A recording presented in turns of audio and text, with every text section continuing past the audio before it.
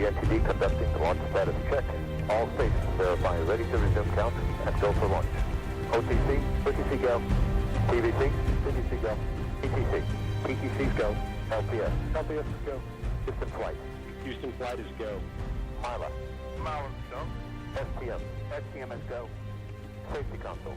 Safety console go. SPE, SPE is go. LRD, LRD is go. KCC processing engineer, verify no constraints to launch. No constraints. And Steve, payload launch manager. Flight is go. Copy? Range weather. Weather has no constraints for launch. Copy, thank you, Kevin. And ops manager. Looking like on our side, MMP's in really good shape. Vehicle's looking perfect. Weather's looking great. We are go. 10, Okay, copy that. 9, ignition sequence start. 6, 5, 4, 3, 2, It's a beautiful day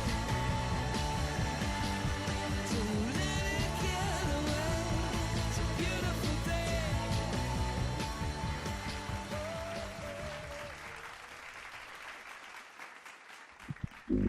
Good morning and welcome back, everyone. I hope you had a great day yesterday and you're also able to enjoy not only the sessions and the exhibitors, but the iconic views at Niagara Falls and our great places to visit and enjoy an evening out.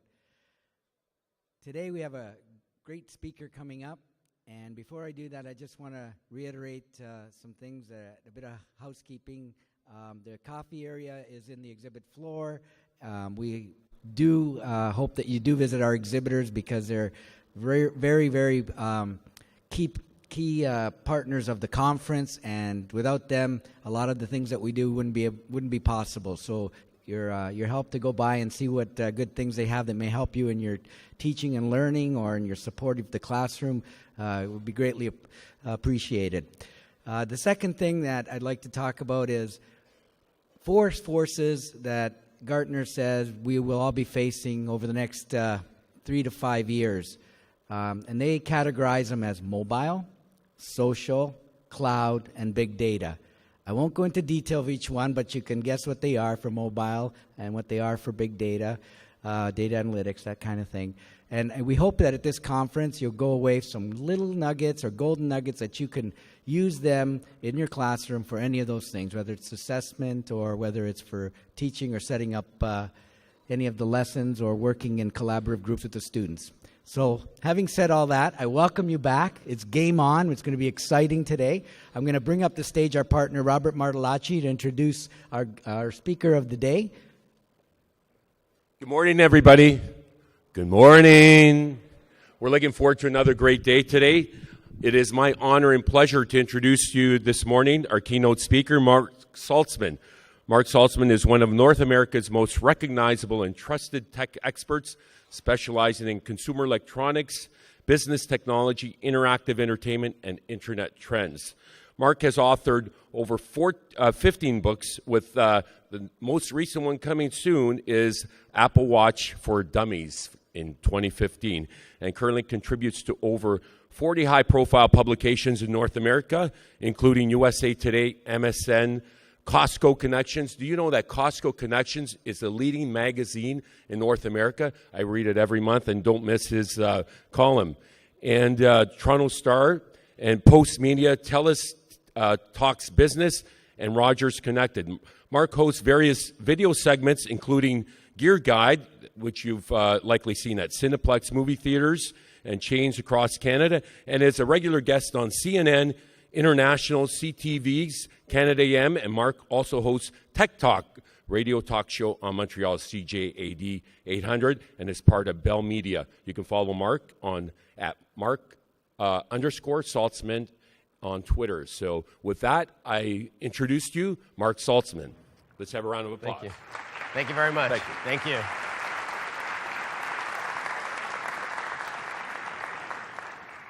Good morning, everyone. I know it's early, and I saw a bunch of you last night enjoying yourselves a little, so I'm surprised at the size of the crowd. But hey, I know teachers, once they got their coffee, they're good to go. So I'm really excited to be here, so thank you very much for having me, and thanks for that lovely introduction. My talk is entitled Tech It Out, and without further ado, I'm going to dive right in. I don't need to tell you about myself because it was a very nice introduction. But yes, if you live in Canada, then most people recognize me as the guy at Cineplex who talks about gadgets and video games before the movie starts. It's a pretty fun gig. So I'm not used to standing on a stage looking out at the audience, but you may be used to looking this way and seeing me with popcorn in your lap. But it's a lot of fun. And yes, I know I'm a lot taller on screen, but it is what it is. So let me just go back to the bottom line there. So my approach to tech, I call myself a technology evangelist. That's what it says on my business card. But truthfully, I'm a technology translator. And I recognize that some of you in the room may be very tech savvy, and many of you struggle with technology. So I'm going to try to strike that sort of fine line in the middle where I don't leave anybody behind, but I'm not dumbing it down, and I don't like that phrase, even though I do write those dummies books. What I like to say is that I translate geek speak into street speak, because I think there's a need for that. The world is changing so fast, and there are not enough people saying, okay, wait, this is what this means, and this is what this crazy acronym means.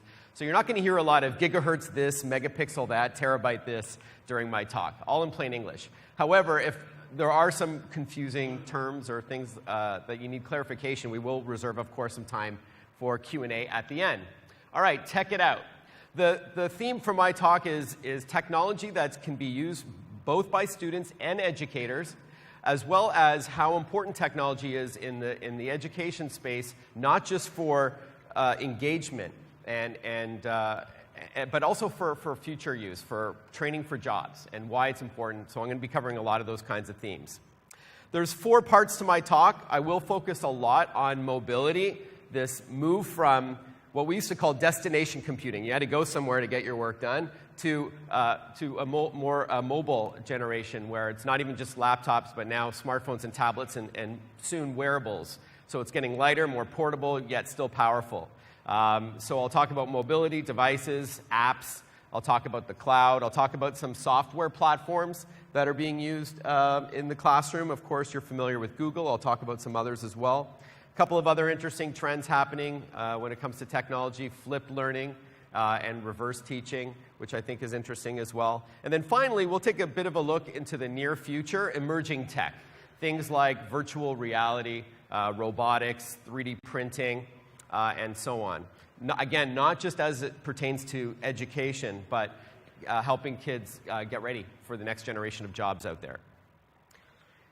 Let's keep in mind that, and this is part of the challenge, kids are digital immigrants. If anybody born 1980s and up, they grew up with technology all around them. They don't even think of it as technology. Whereas folks like myself and many of you in the room, we're digital immigrants. We had to learn the language and adapt to this changing world, and there's a disconnect. There's an obvious disconnect there. They don't see it as a struggle. They're very comfortable with tech, and that's a challenge for educators because they know that the kids know more than they do when it comes to some of these tools, and that's daunting.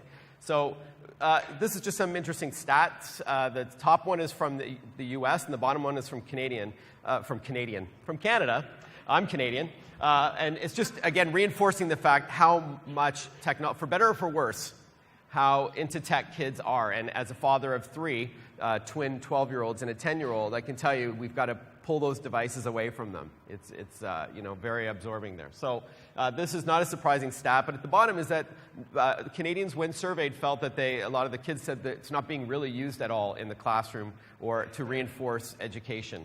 So that there's about 46% there. So there's a lot of room for growth.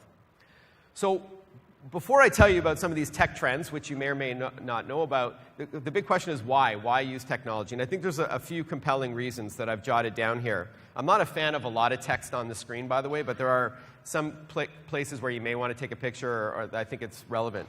So for one, I think technology can be very engaging.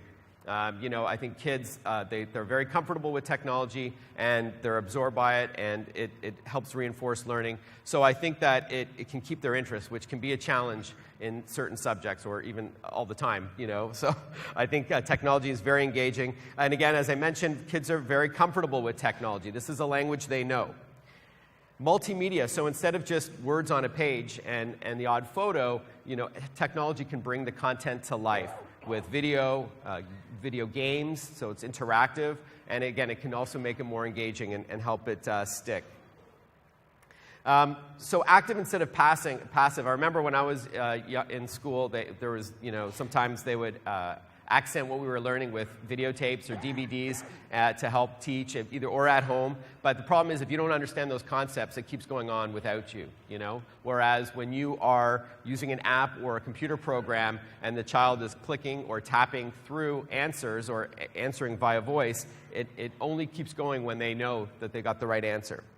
Gamification, being rewarded for doing their work. Some may not like this concept, but kids today grew up playing video games. They're used to the levels, and then there's a boss fight at the end of the level, and then they go on, that dangling carrot to keep going. So kids are often, they get their incentive by learning, being rewarded, and going on. And the gamification element, having like some sort of reward works.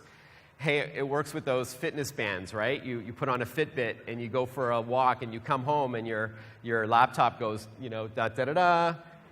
You just hit a 10,000 step milestone. Congratulations. It feels good, right? So it works with education as well. Students and educators, technology can be very convenient. Instead of submitting papers and all that, it can all be done digitally. It's very convenient on both sides to manage a classroom and to spread technology around. It can be customized technology. And then finally, again, something I'll talk about more is that you're future-proofing it. I did want to acknowledge, though, there are a couple of barriers of entry, a couple of caveats that I wanted to mention. For one is with my presentation, and that is I cover a lot of topics, but not a lot of depth on any of them, but I'm happy to chat afterwards or answer some questions. And again, there's different school boards in different provinces and different countries that embrace technology in different ways. Some have a very ambitious one-to-one campaign where they want to have every student equipped with technology. Some it's a BYOD. Some have very little technology at all. I was recently talking up in Northern Ontario, and they had like three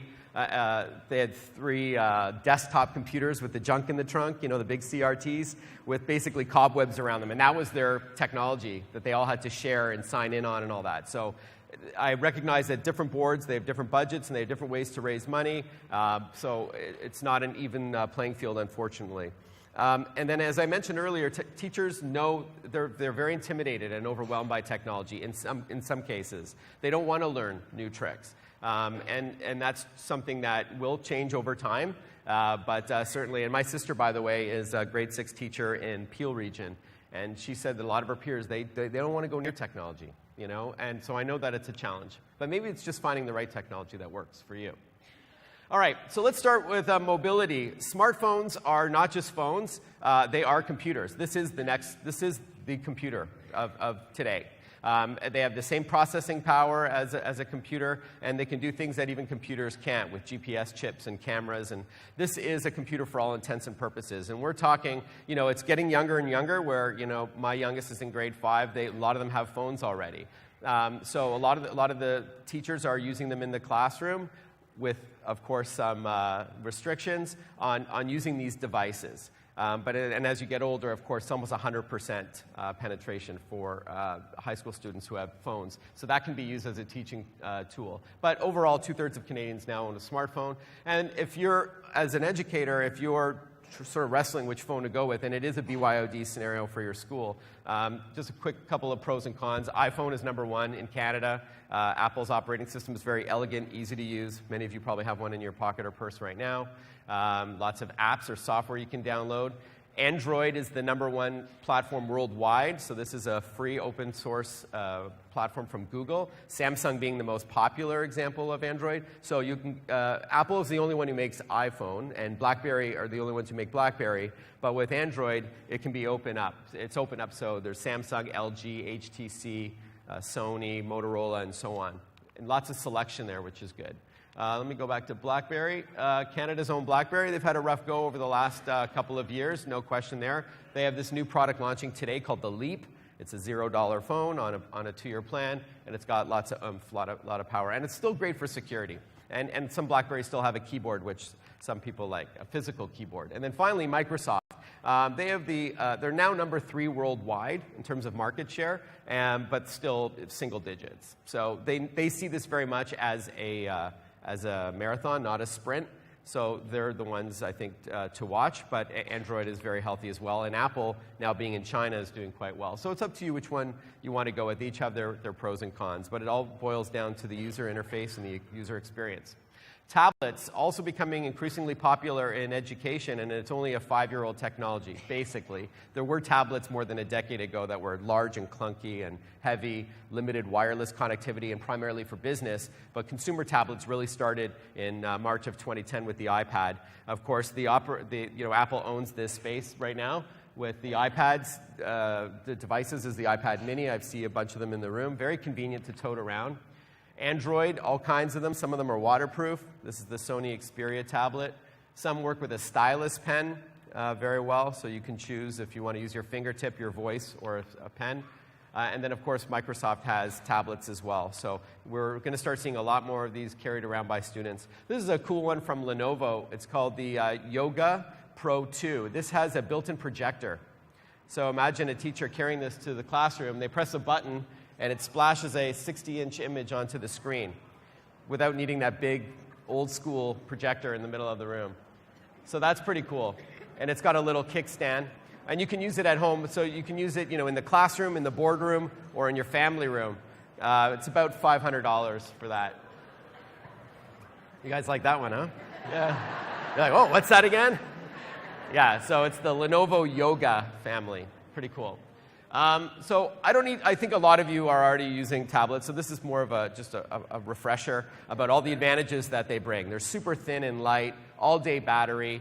It's very comfortable and intuitive to use your fingertips on a touchscreen opposed to a mouse and a keyboard.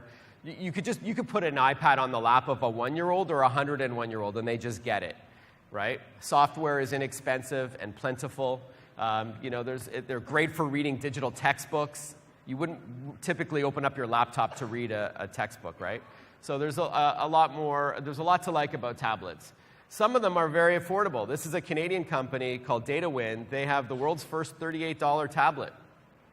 So it's, you've probably heard of the Raspberry Pi computer, which is about $50 that you have to connect all these things to, a monitor and a mouse and a keyboard. This is a tablet, $38. Don't expect iPad-like performance, but it's a 7-inch Android tablet with an app store. And great for reading. So it helps bridge that digital divide, right, between those who can afford technology and those who cannot. And that's called the UB Slate. That's what it looks like there. So this is interesting. I wanted to drop this in. I dropped this slide in last night after talking to Jared Bennett, who I think is here, with the Hamilton Wentworth District School Board. Now, we talked about what they're doing in their board with tablets. And they have an ambitious one-to-one program where by 2020, they want to have 47,000 students equipped with an iPad. And they have embraced Apple's iPad as the platform. But this is not a BYOD thing. This is given to the kids. Already, they have 9 schools, 2 of which are secondary. These are all the students are getting a tablet to use in and out of the classroom. And you may ask yourself, well, how are they affording this? Are they fundraising? So apparently, from what Jared had told me, that it is not new money that's being used to supply these tablets. Instead, they cut costs by dropping a lot of the photocopier machines and paper. And they were giving me the numbers last night on what it costs some of these schools per school on paper, toner, all the photocopies that they're making, paper textbooks, and they're going with a digital platform, and they said that they'll save $19 million over 5 years. So this is just food for thought. BYOD has its own benefits as well, but this is just food for thought. And by the way, they're not relying a lot on the Apple apps because in a couple years from now, they may switch to another tablet. So then what? All that software that they've been working on, all that. So they're going more with a web strategy, and then the iPad is just sort of the conduit to that content. So if they change over time and all of a sudden they adopt Samsung tablets, which run on Android, that they'll be okay because the content itself lies online. And we'll talk about cloud computing. But I thought that was interesting. And they're using those tablets to shoot a lot of video. They're doing a lot of multimedia learning. So this is just a screen grab that I got. But I wanted to throw that in there just from a conversation at the Hilton Bar last night with Jared. I thought it was pretty cool. That's not to say that PCs are dead. They're just in a state of change. So computers, as we know it, are still around, and there's still something to be said for having a physical keyboard, right? And a lot of us, I was born in 1970, I prefer typing on a physical keyboard than on a touchscreen, but I don't think the younger generation cares. I think they're just as comfortable, if not more so, on a smartphone or on a tablet. I like that tactile feedback that I get. A laptop also has a bigger screen, typically 13 to 18 inches, opposed to a tablet being 7 to 12 inches. So more real estate to multitask, which is important, I think. They have a lot more storage, even though that's becoming less relevant with cloud computing. There are multiple ports on the side of a laptop, so there are advantages still of laptops, but there's some change going on. And I wrote clamshell design being that second last bullet because it protects the screen.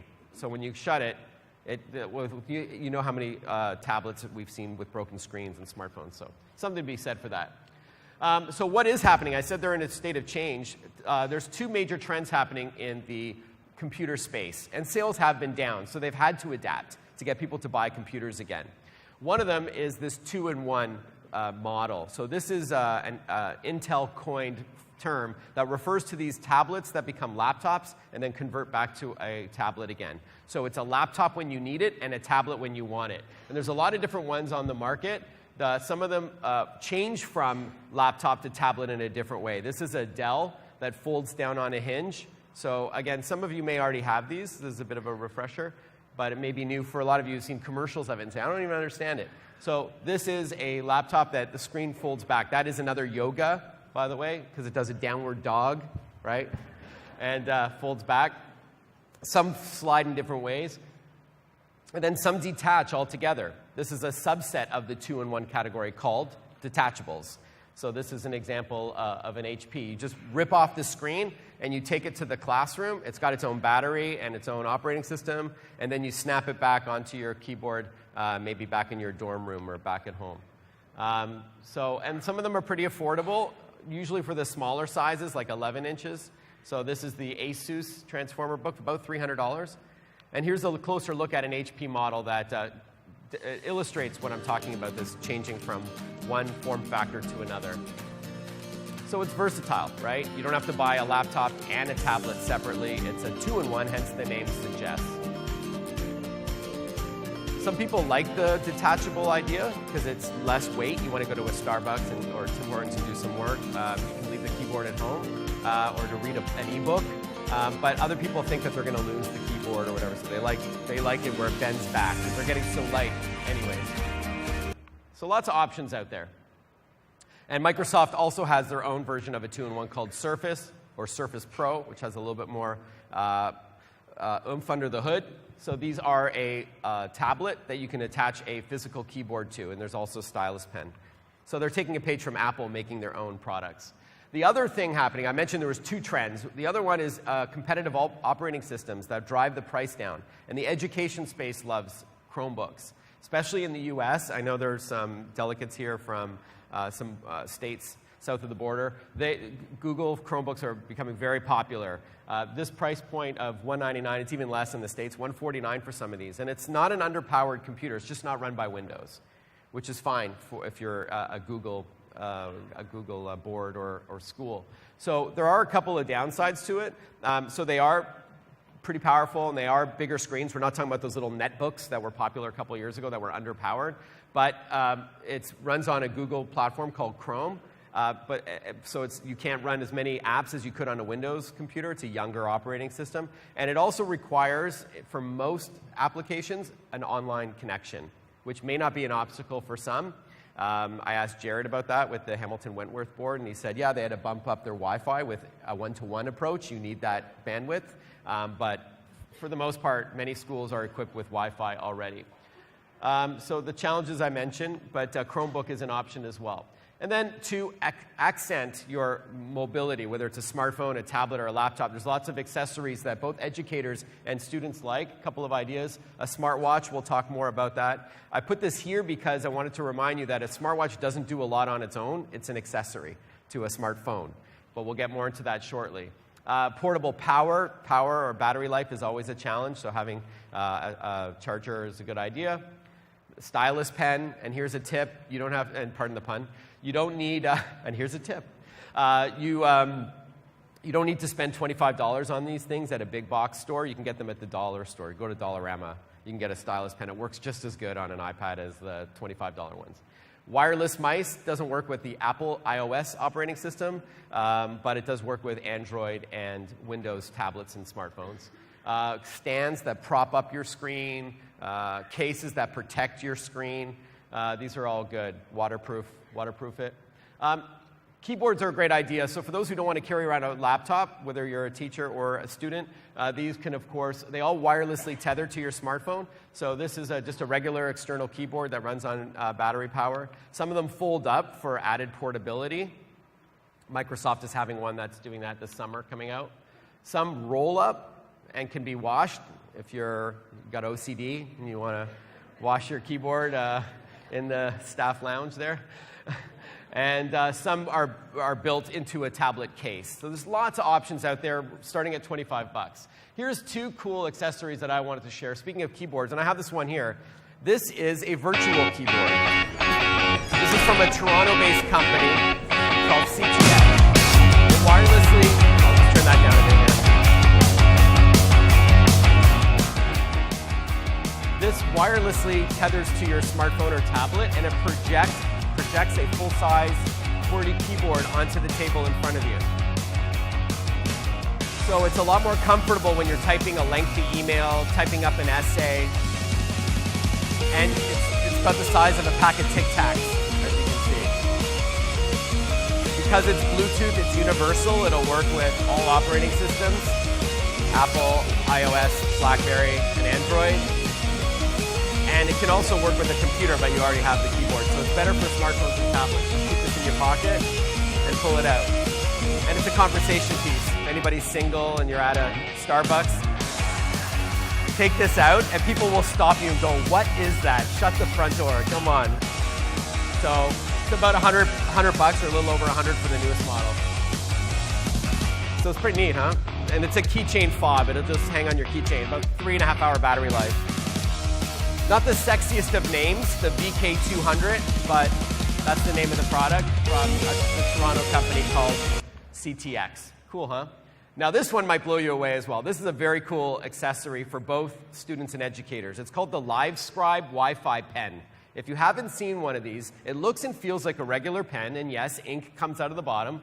When you write on a notebook, however, that comes with the pen, it will wirelessly send those notes to a nearby app for you, your words and into action. It goes one step further, as you'll see. So you're taking Your notes handwritten during the notes class like you instantly would appear a on your student tablet or but in smartphone. real time, it's being synchronized to a Once tablet. on your Now get device, this: tap it's the words, easy to and it convert your digitizes handwriting the text into for you. text and send it to your friends So now or that it's colleagues. digital, you can email it, you can edit it, you can do a search by keyword, all by tapping the screen and taking your pages of notes Your tablet or smartphone and flipping can it with record pretty audio good as you accuracy. write It's not to perfect. capture Depends the on things if you you've don't. got really bad chicken scratch, it may not Hi, be for this you. is Mr. Green. These also I'm record calling to audio. These confirm my pens, reservation on and April it 18th. records audio and synchronizes Certainly. I have you it down with for the two text people at the at same 7:30 time. p.m. So when a student is And your reviewing notes in address class, is they'll tap on a word 252 like, I don't California know, Street in San emancipation, Francisco, correct? and the Yes, student that will is hear the correct. words that Excellent. the teacher or We're professor looking said forward to it. right when they Goodbye. wrote that word Goodbye. emancipation. It's time synced. Your notes become So more that's a pretty useful. cool tool. It's about $150 for the LiveScribe pen. One little catch, though, is that paper that comes with it, it has tiny little dots on it. There's a camera underneath the pen tip that sees those dots, and that's how it works. So you can print off more of those special pages, or you have to buy a book, which isn't too expensive, but it doesn't work on regular paper. Just a little catch there. It'll work as a regular pen, but it won't synchronize to the iPad. Cool. Apps. So apps, just a fancy word for software, as you likely know, and there are no shortage of apps for students covering all ages and all subjects, and great apps for educators as well. I don't want to spend too much time on this part because I got a lot more to get to, but there's lots of different apps to choose from. Hope that's not giving you vertigo flipping around from screen to screen. But really, it's just if you rewind 10 years ago, and if you wanted to buy software, you had to go to a store, or you got a disk from your board, and you had to go and install it in a computer in a tray and follow prompts and then download and update. It was like a real pain in the you-know-what. With apps, There's a digital store built into the device itself. You wirelessly download it, it installs, and it's already updated. It's just, we sort of, it's underappreciated how amazing it is. And they're free or close to it for a lot of these apps. And there's apps for virtually every category you can think of. You know the expression, there's an app for that. So I'll walk through some of my favorites, but these are just some of the categories of apps, depending on what subject you teach and what age. But here's a couple. First, I think the note-taking apps are pretty amazing. This one's called FatPad. It will, similar to that pen that I just talked about, this is software only, but everything you write with a stylus pen or with your fingertip on the iPad will convert into text. So it'll automatically do that text conversion. That's called FatPad with a PH, fat. This one is Notes, K-N-O-W-T-E-S. This lets you segregate the screen into sections, so you can have a website open on the bottom. And I know Wikipedia is a big sort of no-no for some educators, so sorry if that's not a good example. But, and then at the top are your notes, so you can choose what goes on the bottom, what goes on the top, or have multiple languages open. It can do real-time language conversion. Notability is another popular note-taking app. This is Kingsoft. This is a free Microsoft Office alternative that does support Word, Excel, PowerPoint, and so on, but it's a free alternative, best used on Android for those who aren't going to buy the full Office. So that's a pretty cool program. And then, of course, Evernote is very popular. It's also cloud-based. We'll get into that. Synchronizing all your notes on any of your devices, password protected. You can, it's got lots. You can drop in audio. You can drop in handwritten notes, drop in websites, photos, videos, and so on. And it synchronizes all just to help keep you organized. It's kind of like a digital napkin, paper napkin. Other good apps are some more powerful calendar options that will remind students and educators when things are due. This one is simply called Calendar. It's for Android. Duolingo. My kids love this. So this is teaches you different languages with a gamification element. You earn awards. And it's very sort of photocentric, and then there's words that you learn, and you choose the language you want to learn. So a lot of my kids are doing this for fun. And, my youngest, Ethan, is like speaking Spanish to me now, so it's pretty wild. So it's called Duolingo. Password Box is a Montreal-based company that holds all your passwords in place. You have one master password to get in, and then it automatically logs you into all the websites that you need a password for. So Password Box was just bought by Intel last year, but it's a free app that's great for students and educators. Shakespeare in Bits. This shows you animated plays of Shakespeare on your tablet, both Android and iOS. And it also has like a language translator from Old English to Modern English, and it gives you backgrounds and like the background info on all the characters. So this is pretty cool for all big Shakespeare plays. Skype for video conferencing. These are some must-have apps on tablets and smartphones and computers. I'm doing my presentation right now on Prezi. So I'm not using PowerPoint, so if you like the look of my presentation, Prezi is presentation software that zooms around in pods, as you can see. I think it's important for students to be able to log into another computer if they need content, so this is remote desktop software. There are some free options out there, Splashtop. So if I'm in a cafe in England, I don't know why I thought of that, I don't know. But I needed to, and I forgot a file at home in Toronto, I can just log into my Windows PC from an iPad or an Android phone, and it'll look like I'm in front of my computer and access what you want. This has logged me in, and then there's also TeamViewer, so no shortage of options there. I'm a big fan of speaking to your tech instead of typing. It's a lot faster, and if you speak clearly, you could speak quickly, but if you speak clearly, it's a lot more accurate than typing on its, I don't know, I got big thumbs on a small screen. This is shameless plug for my last book, Siri for Dummies. So Apple calls their speech technology Siri, Microsoft calls it Cortana, and with Android, Google Now. You just talk, and you'll see the words appear in real time. It's great. And of course, it exists for computers as well. Still popular is Dragon Naturally Speaking. You get a headset in the box. And for some students, like my daughter, who has an LD, she is a lot more she's very strong verbally, but she has trouble writing and reading long bits of text. So this is great. She talks to her tech, and she can write pages and pages with some help from technology. So let's now move on to platforms. Different boards, different schools embrace different platforms, and I'm referring to software and services that are used both by the students and the educators to keep in touch with one another, assign projects, do the work like word processing or spreadsheets and presentations, and help mark the work and disseminate it. So these are platforms that are popular now, Google being the most popular, I would argue. Certainly in Canada, it's free, open software. Google Classroom has Gmail, it's got Calendar, Google Docs and spreadsheets, and Google Cloud to store all your files. So certainly Google Classroom is still the one to beat. Microsoft has dropped the price of their Microsoft Office to $0 for those who, so for schools and students. I'll get into that more in a moment. So they're fighting back with Microsoft Office. And then there's the smartboard folks really making a big push in software as well. There's lots of different platforms out there. You just need to figure out the one that's best for you. I know a lot of the teachers, they are nervous about the training and all that, but there's lots of support in all of these programs. Again, Google being the clear winner, especially in stateside. This is just, they've got a full circle solution. They've got the hardware, they've got the software, or you can use an Apple or a Windows product, but still use Google applications as well. But it's not just for creating content, it's organizing the classroom, and there's lots of options out there. Speaking of Google, Samsung just rolled this out across Canada. This is a program with their tablet called the Tab 4, which has, it's part of the Google ecosystem, Google Play for Education. It's meant for all the way from kindergarten to grade 12. And it has an app in it called S-Educate that has more than 7,500 videos, kind of like Khan Academy or YouTube EDU or iTunes U, where you've got lots of custom content. But it's been curated and edited. Speaking of Samsung, they also have a platform. This is Samsung School. Some of you may use it. Some of you haven't heard of it yet. But much like the other ones, it's platform agnostic. It doesn't matter what hardware you use, which is more ideal for a BYOD scenario where students are asked to bring their own devices. You can use multiple screens and share content wirelessly within the classroom or push it to a projector or a smartboard.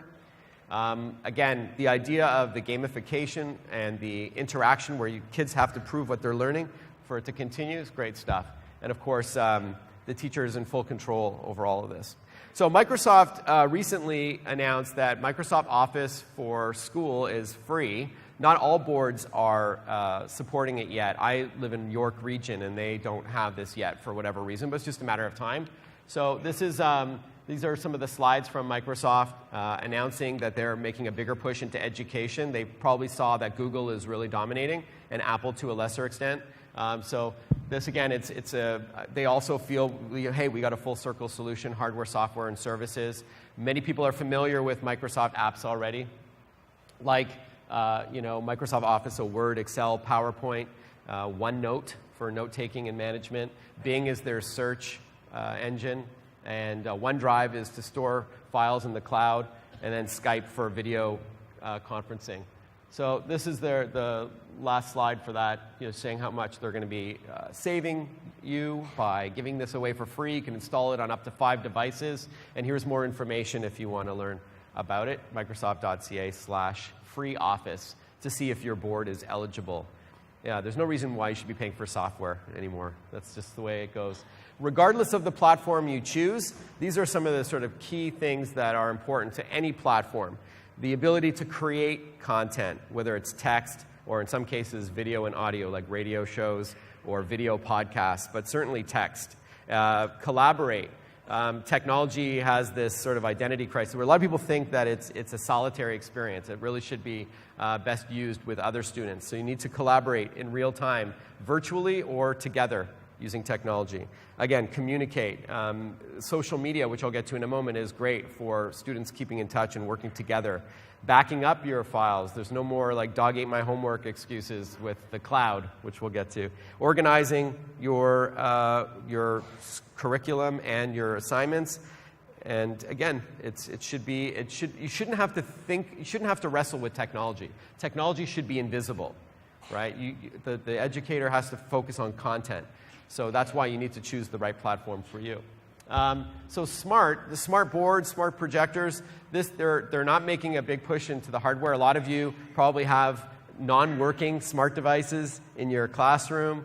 It's become, an expensive doorstop, unfortunately. So they are migrating more into software and more personal devices instead of one giant device, or maybe just one for the class, but certainly moving towards individual devices. And I don't mean to offend anybody here that may be from smart. They have told me that they're moving a bigger push into the platforms.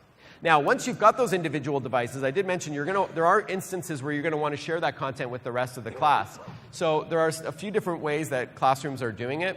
Apple TV is one of them. This works best with Apple products, so iPads and iPhones, pushing content from the chair that the student is sitting in to the front of the room, be it a projector or a large screen. So you can do that over AirPlay. Chromecast, this is a $39 gadget, or $35 if you're in the US. And it looks like a USB thumb drive, but it's an HDMI stick, and it plugs into the side of a TV or projector. And then you can also push content from your phone, tablet, or laptop, or access apps. If the students all want to watch something in the classroom, this, of course, has YouTube and Netflix and things like that. But you can see the value proposition, whether it's used at home or in the classroom, $39. And then again, the idea is that you can share content to the whole classroom from the comfort of your chair. So I've mentioned the cloud a couple of times. A lot of you already use the cloud. You may not know it. A lot of you have heard the word, but you have no idea what it means. So I'm just going to break it down just for a couple of minutes here, not very long. The cloud is basically offsite storage. So you're putting it off-site. Instead of local storage, like a thumb drive, a hard drive, or a disk, if you still burn to disks, this is protecting your content, and you're entrusting it with another company, be it a Google, a Microsoft, Dropbox. And there's advantages to that because it protects your files from local threats like fire, flood, theft, a hard drive crash, after a storm, there's the power surge. There's lots of things that can happen to your content, so it has to be protected in the cloud. So definitely many students are using the cloud instead of thumb drives. I don't know if the old thumb drive is going to go the way of the cassette tape and the VHS machine, but certainly there's a lot of benefits to the cloud. Sorry, you want to go back for a photo? There you go. Mixtapes, remember that? I remember that. All right. I'm dating myself here. So these are some of the advantages. So number one, protection. Number two is the ability to access your content anywhere on the planet on virtually any device. So again, if you're traveling around the world, you can access all of your stuff on a phone, a tablet, or a laptop, a smart TV.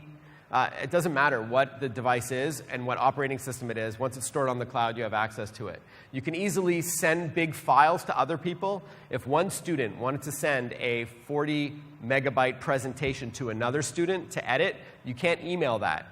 So they put it on their Dropbox, their Google Cloud, their SkyDrive, their Apple iCloud, and then they can easily pull it down so you're not clogging up somebody's inbox.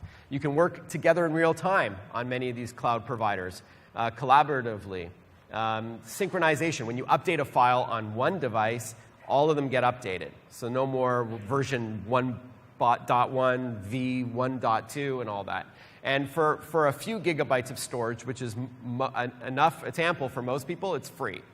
So no surprise that the cloud, whether it's in business or education or for personal use, is very popular. And there's lots of providers to choose from. Some people like, if you're a Google class, then you use usually Google Drive. So you choose which one best syncs. But they all work together. You can access Dropbox on an iPad. You can access Google Drive on a Windows laptop or a MacBook. It doesn't matter. They all work together.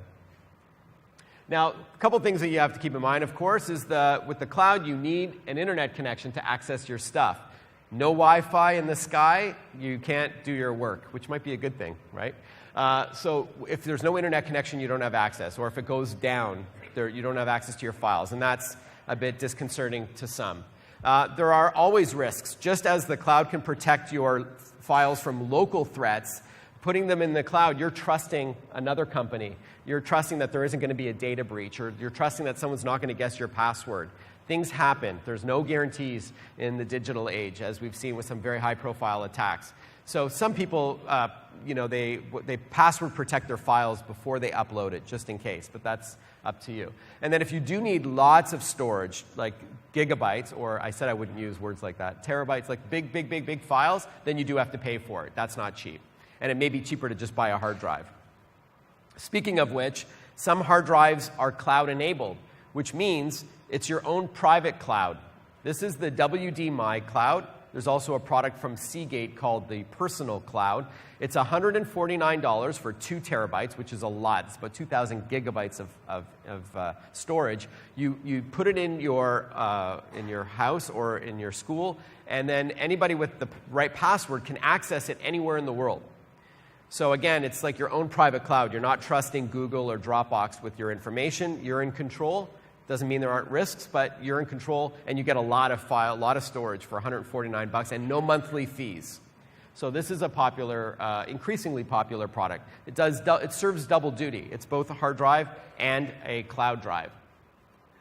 So this is just some food for thoughts. I don't need to go through every bullet. If you are going to embrace the cloud, hedge your bets. Have both local storage and the cloud. Just in case the cloud, you don't have access to the internet, have a local backup on a thumb drive or a hard drive.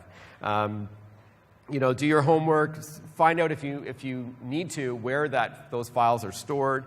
Use a good password. Don't use your kid's name or your pet's name or 1, 2, 3, 4, 5, 6 or the word password as your password to your cloud. People are like, oh my God, he just said my password. That's not good. And if you can, the last step is a really good one.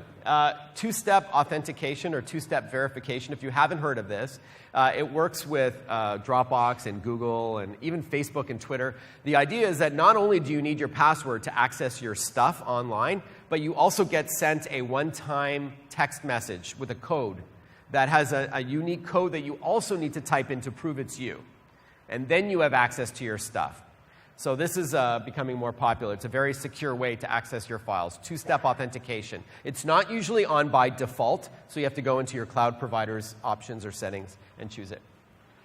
All right, social media. This is, once this was the big sort of every teacher I spoke to was anti-social media because of some of the associated risks, things like cyberbullying, sexting, and other issues. But over the years, Facebook is now 10, by the way, 10 and a half. Over the years, it's being embraced by educators in the classroom and outside of it to enhance learning. It's a language that the kids know.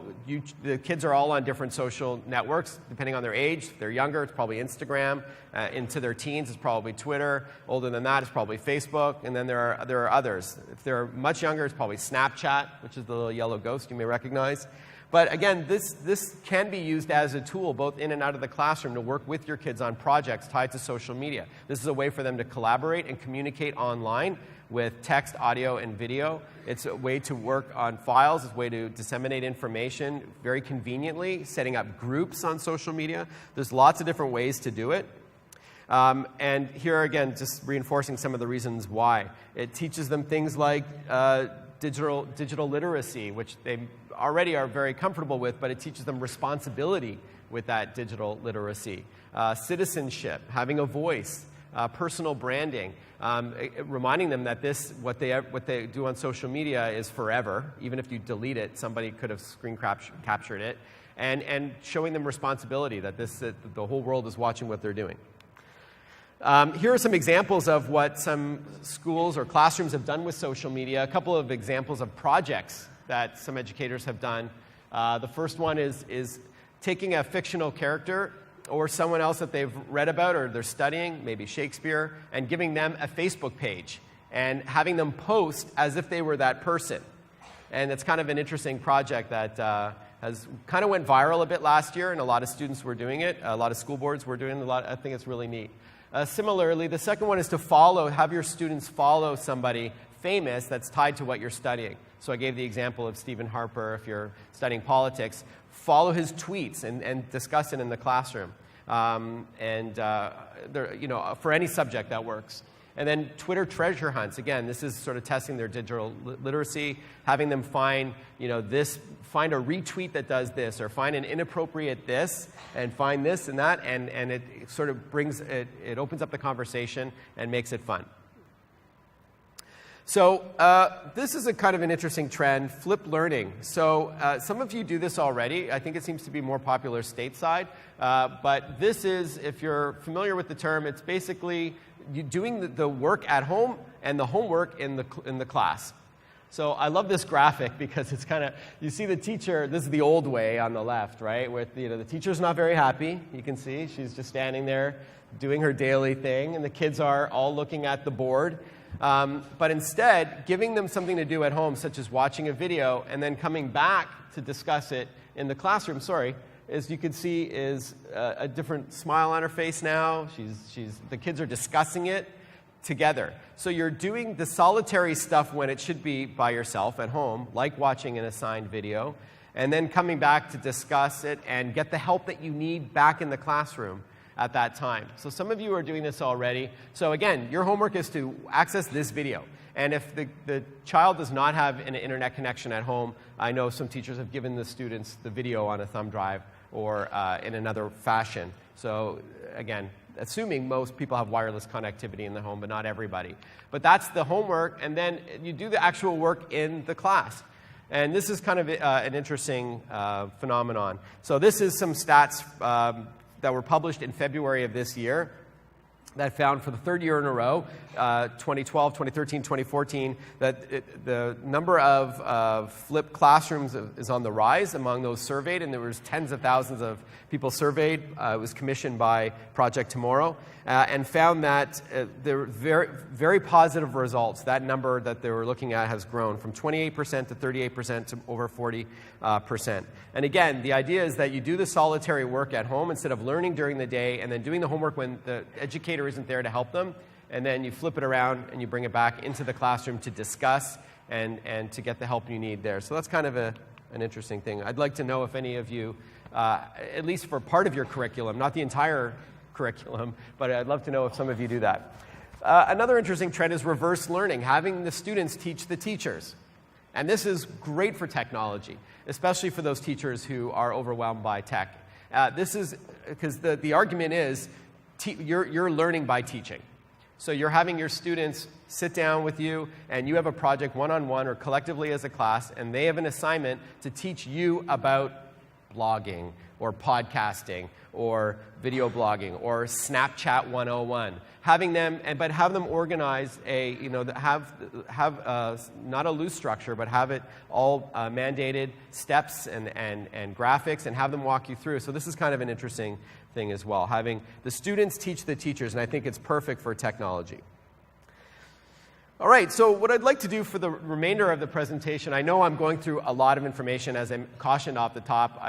I'm trading depth for breadth because I really want to cover a wide gamut. But what I thought would be fun is to look at future technologies in a couple of different ways. One is technology that can be used in the classroom to help teach kids valuable skills, but also to help prepare them for the future. And also how these emerging techs are helping learn in the classroom as well. So let's start. Again, we all know that there's a big push on STEM, science, technology, engineering, and math, and getting kids excited about it could be a big challenge. It's a very male-dominated field. Once you graduate post-secondary and you're in the workforce, the number of engineers and coders, programmers, it's a very heavily male-dominated field, and we'd like to change that. So STEM is very important. It's teaching them 21st century skills. And this is where the jobs are, in my opinion. In fact, I'll go on the record of saying, if the internet was the biggest thing to happen in our generation, I think robotics is going to be the next big thing to happen to the world. Seriously, domestic robots. And that brings in a number of disciplines, including engineering and programming, artificial intelligence, ergonomics, and there's lots of subfields. But I really do believe that robotics is going to be the next big thing. It's already, obviously, for decades, we've had it in the manufacturing sector. Now we've got our Roomba sweeping our homes, but it's really going to get to the humanoid level. I'll talk about robotics more in a moment. We're not doing so well in terms of producing STEM graduates in Canada, as you can see. And then those who do graduate, maybe from U of Waterloo or U of T, so there's some really great schools. We lose them to Silicon Valley. So we need to create more jobs that keep them here to stimulate the economy, because this is definitely the future. Before we talk about robotics, 3D printing, I think, is great in and out of the classroom. You know, the idea is that you can print a 3D object. So that's pretty cool, whether it's a chess piece, action figures, or toys, coffee mugs. You design it and you can print it. Or if you don't want to design these shoes, you can download a blueprint from the internet from someone who did. And yes, those are wearable shoes. They don't look very comfortable, but you know. You can even print. Kids love to see themselves in 3D. Now that's been painted after it's been printed, but pretty cool stuff. And you can make iPhone cases, pretty wild stuff that you can do with 3D printing. And the prices have really come down. There's a number of big companies, 3D Systems being one of them. Prices have really come down on printing at home. It usually uses 2 colors, 2 different kinds of plastic. One is ABS, like a Lego when it hardens. And if you haven't seen a 3D printer in action, it warms up the plastic and the spools, and they get sent through, and then they build up the object from the ground up. And you don't need a computer. You can use, you put in a memory card or wirelessly through Bluetooth, print something from your smartphone. And then they're being used for all kinds of things. Medical applications. Last year, somebody in Massachusetts got in a major motorcycle accident, and despite wearing a helmet, he needed a major operation. He had a third of his brain, his skull replaced. Not a third of his brain. A third of his, I need a third of my brain replaced, clearly. He had a third of his skull replaced with a 3D printer. Now, this isn't the $800 printer that did it. It's a medical grade printer. But imagine having a third of your skull reproduced and they made it porous so bone can grow through it. There's the ability to create custom prosthetics, tailored exactly to your body and your needs. So there's some amazing stuff happening on. And then there's some that border on the quirky. You can print food, like candy. I took a picture of this at the Consumer Electronics Show in Vegas. Chefs are doing that, or printing chocolate. The band that was playing at the Consumer Electronics Show in the 3D Pavilion was playing instruments that were printed from a 3D printer. Eric Alper, who's a well-known Canadian music publicist, just sent me a press release that the first album is coming out by a band that used fully 3D printed instruments. So pretty wild stuff. People are printing houses in China. That's a giant printer. They're actually doing the walls and everything separately and then compiling it later. Most printers, by the way, can do an 8-inch cubed object or a 10-inch cubed object. And it still takes a while. It's still early days. But amazing for kids to exercise their imagination and come up with ideas. So this is what a typical 3D printer looks like. This one uses recycled water bottles. It's called the EcoCycle. Will.i.am, the famous pop and hip-hop star from Black Eyed Peas, he's endorsing this product from 3D Systems. So this is the idea that you've got all these plastic water bottles at home. You can melt them down and feed it through the printer to make objects. That's pretty awesome. That's about $1,200. And then in the States, the first sub-$700 3D printer is already available. It's actually what they call an all-in-one. Instead of an all-in-one that we know, where it's a printer, scanner, copier, and fax machine, or faxes, this is an all-in-one. It means it can 3D scan and 3D print in one product. So I'm over at your house, and you've got a really cool coffee mug. I can say, can I borrow that? I put it in mine. It scans it. Then I give it back to you, and then I can replicate it. This is pretty cool. That's from XYZ. And there's a lot of after-school programs and maker fairs. You probably know about Maker Kids. This is a great organization. There's been a lot of work in Ontario with them. So this is extracurricular for the most part, but they do work with kids on creation, like things like 3D prints and robotics, Minecraft contests and things like that. Digital creation, which great sparks their imagination. Lots of amazing camps and programs there. Also emerging tech is wearable technology. Some of you may have a Fitbit that counts your calories. Some of you may have a smartwatch. I saw earlier an Android watch. So this is a companion piece to your smartphone. The jury is still out on whether there are some very concrete educational applications for wearables, like smartwatches and smart glasses, but kids will find a way to use it. Whether it's a glorified calculator you say into your wrist, Siri, what's 25 times 170? Or you can actually use it for more than that and control other content. There's a lot of options out there. Apple Watch, of course, came out April 24th. Already a success. There was 1 million pre-orders the first day alone. And estimates are that they're going to sell 20 million Apple Watches the first year. So for a very young category, if anybody can make it a mainstream product, it's Apple. You do need a nearby iPhone to get the most out of it. You can load it up with some music and go for a jog. And if you're wearing Bluetooth headphones, you can hear music. But otherwise, it needs a nearby phone. A smartwatch is great for glancing at information, seeing who's texting, seeing who's calling, seeing who's emailing, asking for information. What's the score of the Senators game? What's the weather like in Miami? And getting information. The input is usually your fingertip and your voice. So there's a lot of options out there, again, but they're mostly a companion piece. This is a Samsung product. A very popular platform is called Android Wear as well, which is being used by Motorola and Sony and LG and others. That's Android Wear. Again, you can get a picture of, somebody. You can't do video calling, but some do have a camera, not the Apple Watch. But the idea is that you're getting information in bite-sized bits on your wrist when and where you need it. Here's an underrated application for smartwatches. If you walk away from your smartphone, your wrist will vibrate and tell you, hey, you left your phone at Starbucks, go back and get it. I think that's pretty cool. And that's what it would look like. Or this is like, it also, with Google now, it knows your schedule, and it'll look at the traffic and say, hey, you should probably leave earlier. The gardener has some traffic on it, and tell you when. So it's a lifestyle piece that's meant to help you throughout your day. And of course, there's fitness applications as well. It counts your steps, your stairs climbed, your estimated calories burned. Some have a heart rate monitor underneath. So smartwatches are becoming more popular. This is a Samsung called the S Watch, and this is one of the first in Canada that actually works without a smartphone. You can put in a SIM card and go about your day and get calls and texts and emails on your wrist itself. You may look a little silly talking into your wrist like Dick Tracy, but it does require a data plan, but it is one of the first smart watches available that does not need a nearby phone. There are, again, it's still early days. We haven't seen a lot of the educational apps yet, but this is Apple Watch, and you're going to see more like home control. So I don't know about the educational applications yet, but it's coming, and students will find a way, and educators, to stay organized and using your wrist instead of just a phone. Similarly, Google Glass, while it's being retooled and is not going to come out looking like this, only a handful of people have this version here, it's also meant to give you information when and where you need it simply by asking for it.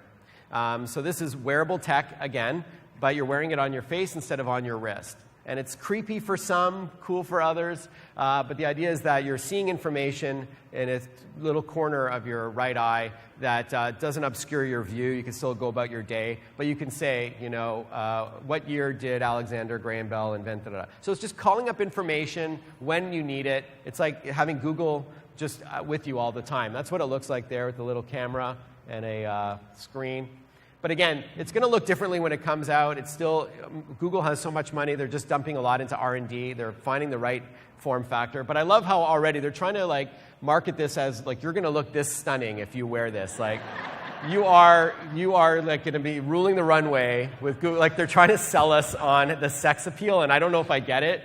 Not to mention all the security and privacy concerns and stuff like that, right? But you are going to look this gorgeous. Every picture has these gorgeous people, right? But the real audience are big nerds like me. That's me wearing Google Glass. Even Homer Simpson is getting in on wearable technology. Have a look. The glasses of the future are changing everyone's perspective. Are you using your glasses for snuggling? But the avatar looks just like you. The Simpsons, all new at 8/7 Central Sunday. And I'm taking you on reality on Fox. And Homer should not be driving with Google Glass, that's for sure. I don't have a lot more time, but I did want to recognize that there are, of course, privacy and security and safety concerns. Privacy, they're banning them in change rooms, and so they should. You can always not only video record somebody, but broadcast it in real time, right? That's scary. Casinos have banned it. You could be sitting at a card table and have your glasses, with an app running on your smart glasses, analyze your hand and tell you, what the probability of your next card is being an ace or a king. Or you can have a card shark at home who's seeing what you see in real time as if he was there with you, and he's essentially whispering in your ear, oh, double down, or, fold, whatever. So you can see that. One of the coolest applications of Google Glass is it pulls up information about somebody. So imagine I have a picture of you, sir. Let's say we met today, and you say, hey, can I get a picture with you? And I add it to my contacts list with your name. If I meet you in a year from now, and I say, hey, didn't we meet at Connect 2015 in Niagara Falls, whatever? When I see you wearing smart glasses, it will match your face to the one in my contacts list, and it'll pull up your name, what school board you teach at, how many kids you have, da-da-da. And it's like you don't have that tip of the tongue syndrome anymore. It's like, oh, hey, George, nice to see you. How are you? It's kind of like Terminator walking into that bar, and he's scanning, and he sees the jacket that fits him and the boots and all that. But that's the idea of wearable tech. Is that my cue that we're running out of time, or? Okay, yeah? Okay. I'm going to end off on, you know what? Let's skip over virtual reality is coming in 2016 through Oculus Rift. And I know this part you were excited about seeing it, so I'm going to just jump to a cool video of how it's used in the classroom. So the idea is that you put this virtual reality headset on, and it simulates a 360-degree world around you, both visually and orally. And this is how it could be used. Imagine, at Labster, talk about we have engagement. never doubted that Students immersive would virtual love this reality stuff is going to revolutionize the because it world. makes them feel like they're somewhere that they're not. The acquisition of the Oculus content Rift that's not by really Facebook there. tells us that we are certainly not alone in this position. So imagine flying through the But we body also to believe learn that about the virtual body reality is and about move your head much around more and than just see. enhancing Or imagine the not being able to experience afford a and social state-of-the-art communication. science lab in your school. believe But it when is you the don these future 3D of how we glasses educate our and children you're mixing and the beakers next generation of and scientists flasks to come. together with your hands, because some of them Labster tie has known together this for with some gloves. time now. Pretty wild stuff.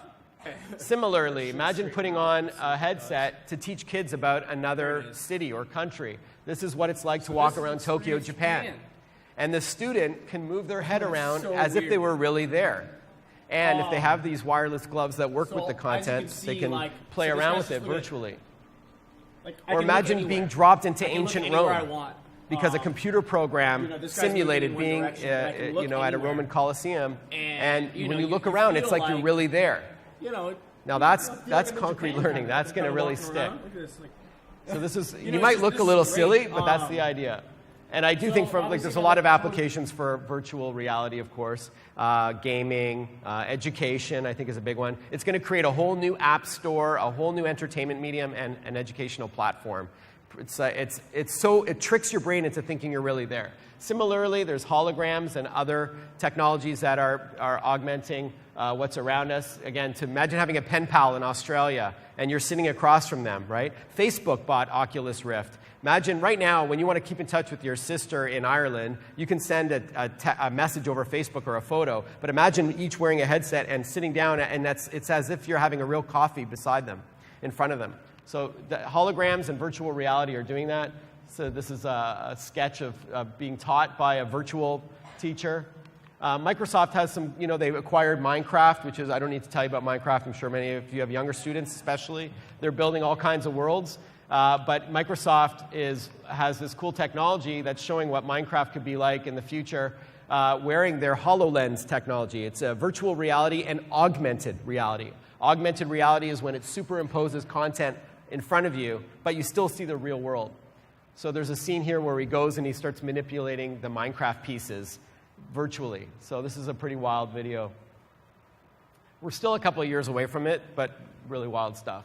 And I grabbed this this morning before I came here. This was in my inbox, that there's a competition to recreate Shakespeare's home in Minecraft. It's a UK-based competition. They got the blueprint, and then the kids had to go and use Minecraft to build it. That's a great way to bridge digital technology with what you're already teaching in the curriculum. And then finally, let's end off on robotics. This, I predict, is a huge field, not just to help in the classroom, but again, to prepare kids for 21st century jobs. This is examples of kids who use robots to attend school who can't otherwise the newest member of our team wants to say be hello. there. This robot helps with autistic look. kids. So there's specialized robots, and then again, not to be afraid that your job is at risk or anything, but in some rural parts of China, they're using robotic teachers where they can't attract good teaching talent. So they put in a robot, and it says Japan, but there is another story about rural China where they can't attract people, so they have a teacher who is helping them. I thought it would be a fun way to end off the chat with a robotic teacher. She looks kind of real. It's kind of creepy. You'll see. Saya, the substitute teacher, is a robot. Don't worry. There's years away from this replacing you. You're thinking, God, my pension plan looks really good right about now, right? Anyways, this is kind of interesting where we're going. But this is a glimpse into the future. So I want to thank you very much. I'm sorry I went a little over time.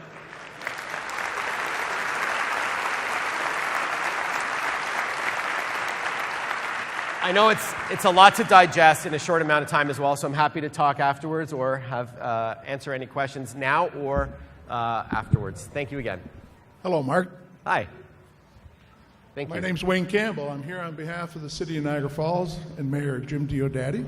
Welcome. I'm very impressed by the fact that this conference is here. I'm impressed by the fact that there's over 1,500 people. I was impressed with Mr. Saltzman's talk. I'm glad I came early. It was really exciting. And I think that I'm looking forward to the book that he's dedicated to me that's coming out in 2015 called Apple Watch for Dummies, because right up to this point, I get all my technology from my 9-year-old grandson. So thank you very much for being here, Mark. Thank you for being the speaker. Thank you. It wouldn't be appropriate if I didn't provide you with a gift. Thank you very much. Thank you. Thank you. And it's my understanding that the organizers would like everyone to go to the exhibit hall. Most of the devices that you saw on the screen are available for hands-on experiences, and there's going to be a draw, and you have to be there to win. Thank you very much. Enjoy the rest of your conference. Thank you. Thank you very much.